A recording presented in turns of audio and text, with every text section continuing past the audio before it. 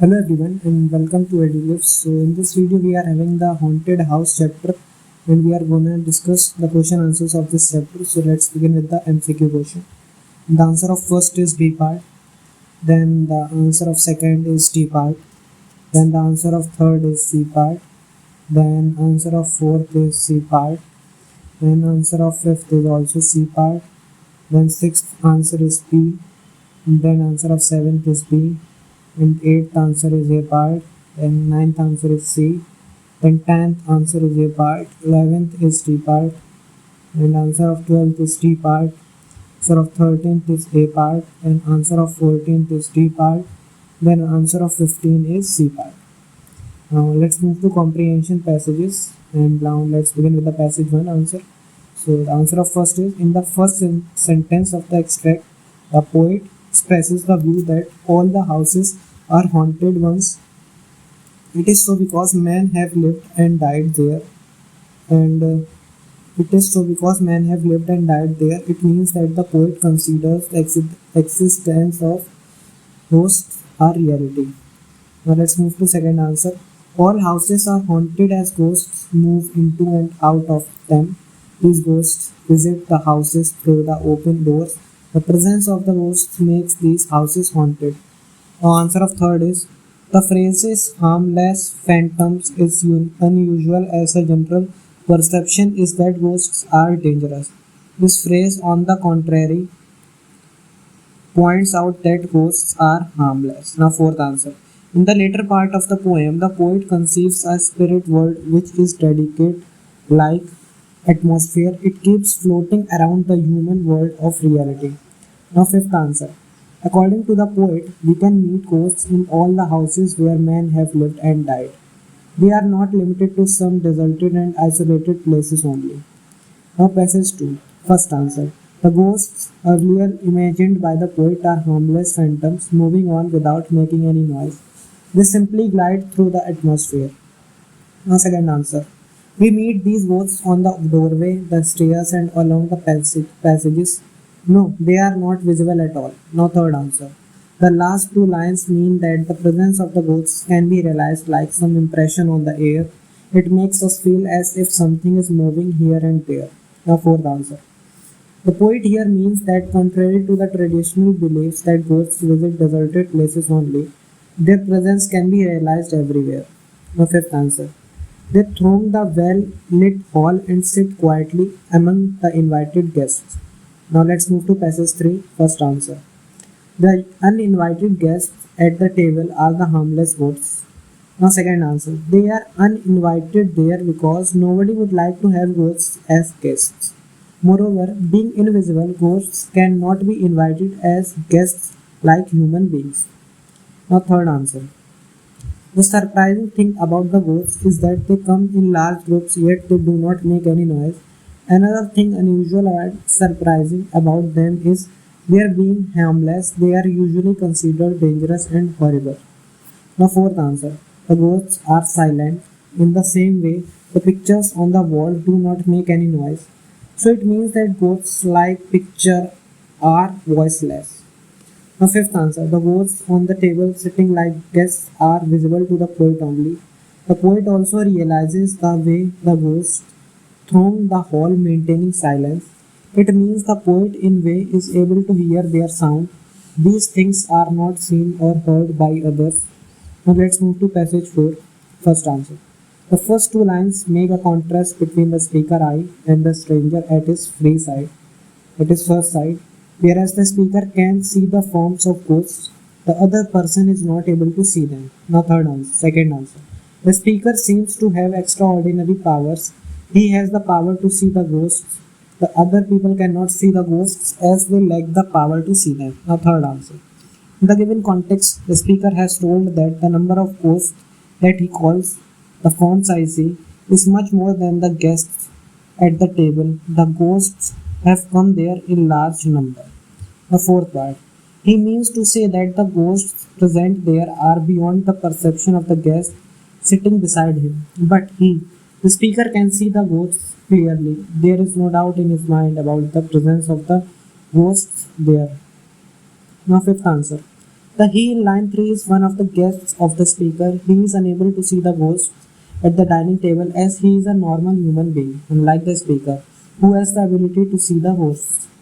Now, passage 5. First answer.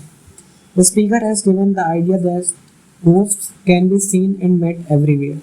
Their presence is not limited to some deserted places only. The speaker can see them sitting at the table beside him. A second answer.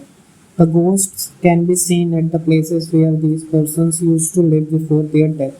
We can meet the departed spirits at their earlier habitats, who still live at their earlier states. A third answer. People who are alive do not have the title deeds to houses or the lands of the dead people. These properties belong to the dead and their ghosts. Now, fourth answer. The spirit, the departed spirits claim their old estates. They do not want to leave that property to someone else. They come out of the grave to get their earlier land and property back. A fifth answer. The phrase hold in the mortman means that the ghosts do not let go their sense of possession of their early houses. They keep them in mortman, that is, they have a sense of still processing them. They believe that the land or property they owned earlier is in their possession. Even now, it cannot be separated or taken away from them. Now, passage 6. First answer. The poet describes all houses as haunted because there are ghosts everywhere. Ghosts always feel that they possess the houses even now, though they are no longer alive. These houses are possessed or haunted by the ghosts. Second, the poet describes the ghosts as floating beings without any concrete or solid body. They are like gusts of air that forms the atmosphere. They are like vital breath of the ethereal air. Now, third answer. The speaker can see the ghosts and hear the sounds created by the movements of the ghosts. The ghosts floating around are visible to him. He also hears the breath like sound produced due to their movements. Now, fourth answer. The world of the spirit is like atmosphere around the earth. Their world is like an atmosphere of dense mists and vapors. Thus, the poet describes the spirit world by comparing it with the atmosphere to give this world some shape. Now, fifth answer. The world of the spirits crosses through earthly mists and vapors. In other words, the ghosts forming this world pass through the earthly mists and vapors. Now, let's move to passage 7. First answer. In line 1 of the lives of human beings have been referred to. Second, opposite attractions and desires bring balance in our short lives. A struggle between enjoyment and aspiration maintains a balance in human life. Third, in the last two lines, the struggle between the material world and the desire to achieve spiritual satisfaction has been indicated. Human beings want to enjoy worldly pleasure. They also aspire to have spiritual bliss. It results in a struggle between these two types of tendencies in human mind. Let's move to fourth answer. The mental disturbances and anxieties are caused by our earthly desires. When they remain fulfilled, they become a reason for regrets, sorrows, and anxieties. Now, fifth answer. The bridge of light is formed when moonlight falls on the sea. Human beings imagine the existence of a dark, mysterious world from which this light comes. In the same way, a bridge of light is related to the world of the spirits. This world of the spirits connect our world to the heavenly world. Let's move to passage 8. First answer. Our desires to enjoy earthly things and the aspirations to achieve spiritual bliss bring a balance in our lives. Now, second answer. The metaphor of a jar has been used in these lines for the human mind, in which perturbations continuously keep on struggling. The two types of desires, the one earthly and the other spiritual, keep on struggling in human mind like two opposing things kept in a jar. A third answer. In this stanza, the earthly wants means the desires and ambitions for material achievements and success. On the other hand, high aspirations suggest the ambition to acquire spiritual satisfaction. A fourth answer. Perturbations are opposite desires and ambitions that cause a conflict in the human mind. They result from two opposite kinds of desires. The fifth answer. Human desires and ambitions are determined by unseen forces in some undiscovered planet. It implies that human beings do not determine their own nature but desires and ambitions. Now, passage 9. First answer. The moon throws the rays on the floating waters of the sea. It develops a kind of bridge of light connecting the sea and the moon because of the floating light over the sea waves. This bridge of light seems floating. Now, second answer. This bridge functions to link human fancies to some unseen mysterious world.